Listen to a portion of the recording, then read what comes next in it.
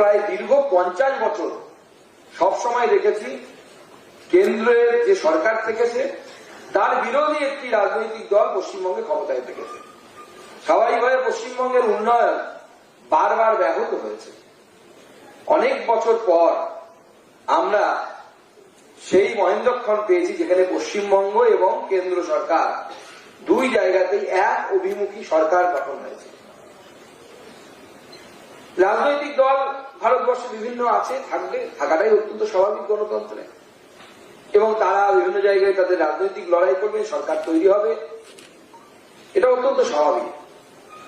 কিন্তু পশ্চিমবঙ্গ এবং ভারতবর্ষ এই দুই জায়গাতেই আমি যখন বলি যে এক অভিমুখের সরকার তৈরি হয়েছে, তার মানেটা কি?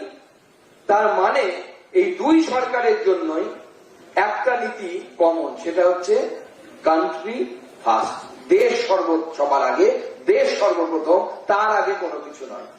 সেই জন্য আমাদের মুখ্যমন্ত্রী উত্তরবঙ্গে গিয়ে বিএসএফ এর ডিজির হাতে সঙ্গে সঙ্গে 27 কিলোমিটার লম্বা জমি উনি হস্তান্তর করেন, কারণ আমাদের মাননীয় মুখ্যমন্ত্রী তিনি জানেন যে কাঁটাতারের বেড়াটা সীমান্তে দেওয়াটা কতটা জরুরি, এবং সেটা কোনো রাজনৈতিক কারণে নয়, এই দেশকে বাঁচানোর জন্য, এই পশ্চিমবঙ্গকে বাঁচানোর জন্য কতটা জরুরি। সেটা কান্ট্রি ফার্স্টের নীতি নিয়ে এই দুই সরকার আগামী দিনে আমাদের চলবে। এতদিন তো কেন্দ্র সরকার চলছিল, রাজ্য সরকার সেই দিকে যাচ্ছে।